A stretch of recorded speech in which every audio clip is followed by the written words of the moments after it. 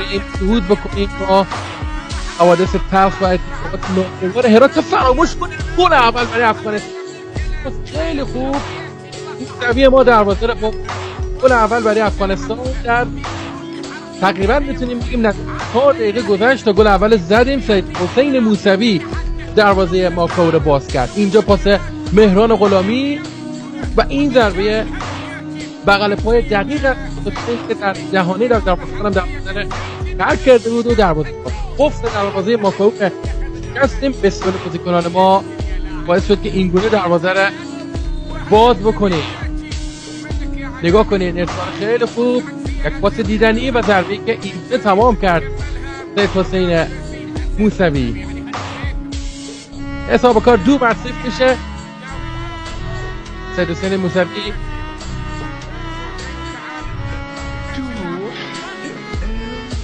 دروازه رو باز کرد. دوباره تیم پیروز افغانستان با اختلاف 2 گل. امیدوارم گل نخوریم دیگه. نه اندونزی گل خورد از ماکائو، نه هم عربستان. ما هم گل نخوریم دیگه. تنها تیمی نباشیم که گل خوردیم از ماکائو.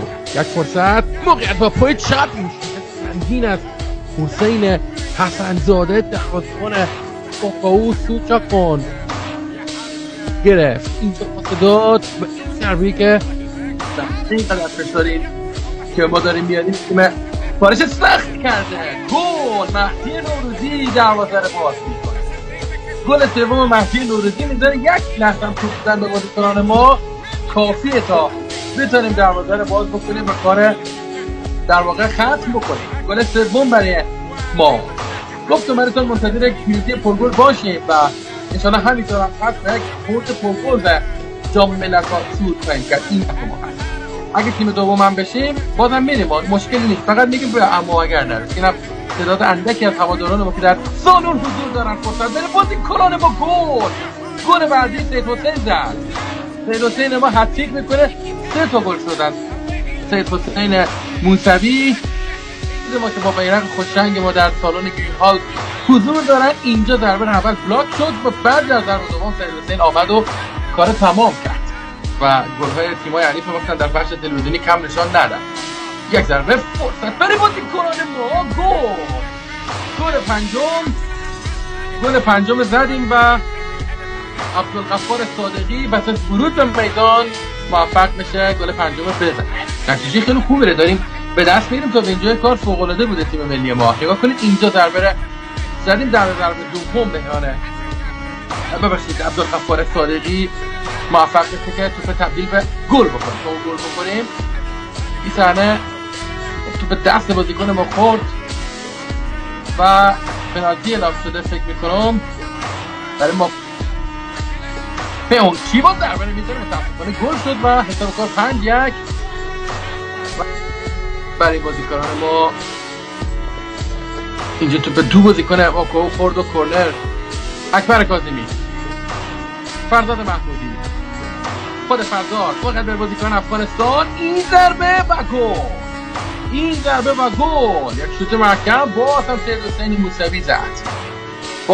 حسین موسوی زد. گل 7 برای افغانستان. شوت محکم بود و باز شدن دروازه ماکائو در فاصله 1 دقیقه مانده تا پایان این دیدار. با هم نگاه کنیم اینجا ضربه سید حسین دقیق و محکم زد. دیگه بالاخره گفتم تا حدی میتونه تاب بیاره تیم ماکائو.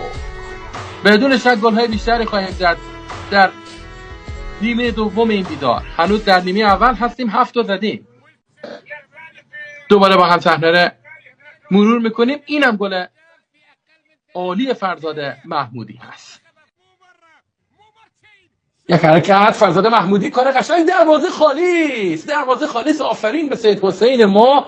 چقدر این بچه خوب هست، چقدر این شوتای او کیف میده. سید حسین موسوی گل 9 برای افغانستان. میریم که انشاءالله چقدر راحت فرزاد محمودی بهترین کار ممکنه کرد. پاس داد. همه استراحت میکردن، همه زابرا شدن، دوباره سرگردان کوچه و خیابان. و این هم گل 10 توسط اکبر کاظمی زده شد. گل 10 برای افغانستان توسط اکبر کاظمی. دیگه مقاومت تیم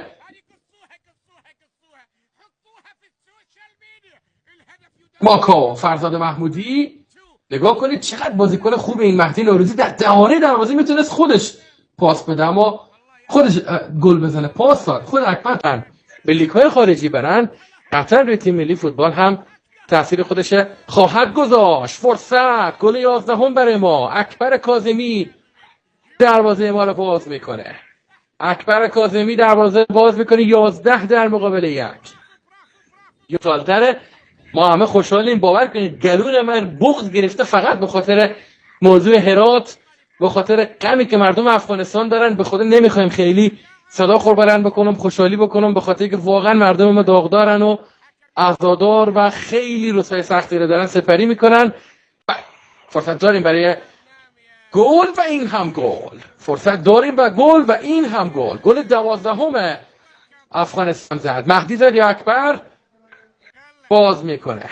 در تصویر ببینیم با هم اینجا پاس دادیم و این گونه همکاری سید حسین و اکبر کاظمی گل 12 برای افغانستان برمغان میاره. یادداشت کنید دو سال که تعداد گل‌های ما اینقدر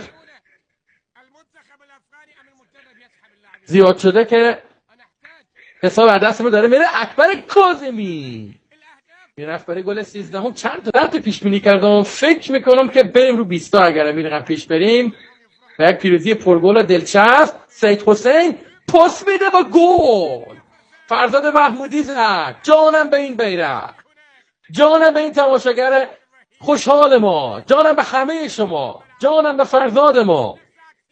و گل 13 برای افغانستان سال به ثمر میرسه. تصویرهای سیر ببینیم با هم. اینجا سید حسین گرفت، پاس داد و فرزاد هم رسیم ببریم مساوی شد. ولی امروز داریم ثمره زحمات خود میبینیم، ثمره حمایت مردم رو میبینیم و ثمره استعداد. به به به این گل، چه گلی زد، چه شوتی زد. به به به به به به چه شوتی زد مهران. نگاه کنید با هم. گزارشگر عربی هم چه حالی میکنه. شوف شوف شوف شوف. گل گل گل گل. نگاه کنید با هم.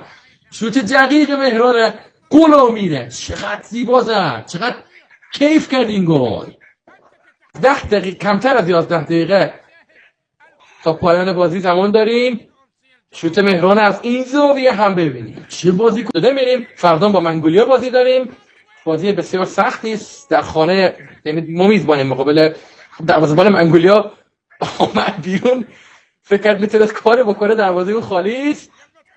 گل 15 و فرزاد محمودی چرا نزدی؟ خانواده اصلا هموطنان ما هستن، دو تا خانم که در استادیوم حضور دارن و در سالن حضور دارن، بازی دارن تماشا میکنن. تشکر میکنم از حضورشان که حتی با نوزاد خود به تشویق تیم ملی فوتسال آمدن.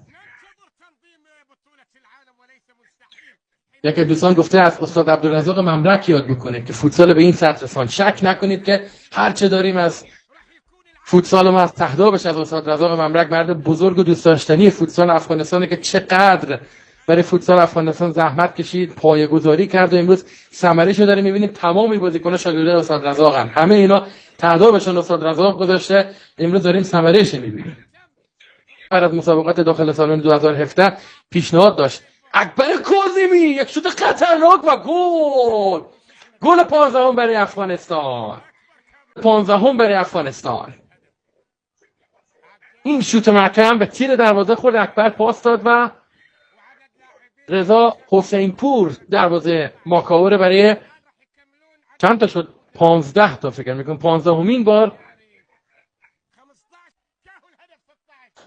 خیلی خوب میشه در این دقایق بازیکنی هم که بازی ندادن فرصت داده بشه. گل 16 حسن علی جعفری زد. گل 16 برای افغانستان. 20 تایی کنیم دیگه. 16 تایی تیر شد. بریم به سراغ 20 تایی کردن حریف. کسر قطعا باید بخوره تا روی فوتسالش کار بکنه. اصلا گفت همسرش در سالن حضور داره، محروم هم از این روز رساتو. و این هم گل 17 برای افغانستان. اکبر کاظمی زد گل 17. افغانستان این صحنه زد با زانو، با پا، با سر، با همه جا زدیم امروز به ماکاو گل‌های خود. فستیوال گل در گرین هال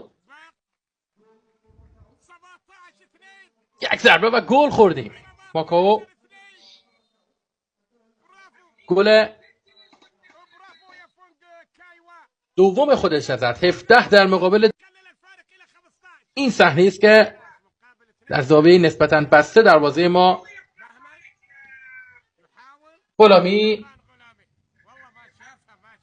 این ضربه و گل برای بازیکن افغانستان مهران غلامی. گل 18 به ثمر میرسیم. چه شوت‌های خوبی میزنین مهران غلامی عزیز. گل 18 فرزاد و این ضربه تمام کننده او دفع ناپذیر و شیک و مجلسی توپ به کنج دروازه فرستاد. زیر 10 ثانیه است. بشمارید تا صعود ما به جام ملت‌های